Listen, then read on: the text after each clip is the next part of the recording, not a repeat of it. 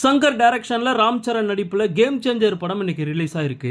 இந்த படத்துல ஃபர்ஸ்ட் தளபதி தான் நடிக்க வேண்டியதா இருந்தது. ஆனா கால் ஷீட் பிரச்சனையால தளபதி இந்த படத்துல நடிக்கல. சோ ராம் சரணை வச்சு இந்த படத்தை எடுத்து முடிச்சு இப்ப சங்கர் ரிலீஸ் பண்ணியிருக்காரு. சோ தளபதி இந்த படத்துல நடிக்காம போனது ஒரு நல்ல முடிவா இல்லையா அப்படிங்கறத பத்தி இந்த வீடியோல பார்க்கலாம். கிட்டத்தட்ட 3 வருஷமா இந்த கேம் சேஞ்சர் படத்தை சங்கர் எடுத்திருக்காரு. ராம் சரண் RRR படத்துக்கு அப்புறம் முழுக்க இந்த படத்துல தான் நடிச்சிருக்காரு. சோ பொங்கலை முன்னிட்டு இந்த படத்தை இன்னைக்கு ரிலீஸ் பண்ணிருக்காங்க. ஆனா எல்லாருமே எதிர்பார்த்த அளவுக்கு இந்த படம் இல்ல அப்படிங்கிற மாதிரி தான் ரிவ்யூஸ் வந்துகிட்டு இருக்கு. ஓபனா சொல்லணும் அப்படின்னா சங்கரோட முந்தைய படமான இந்தியன் 2 படத்தை விட இந்த படம் ரொம்ப மோசமா இருக்கு அப்படிங்கிற மாதிரிலாம் சொல்றாங்க.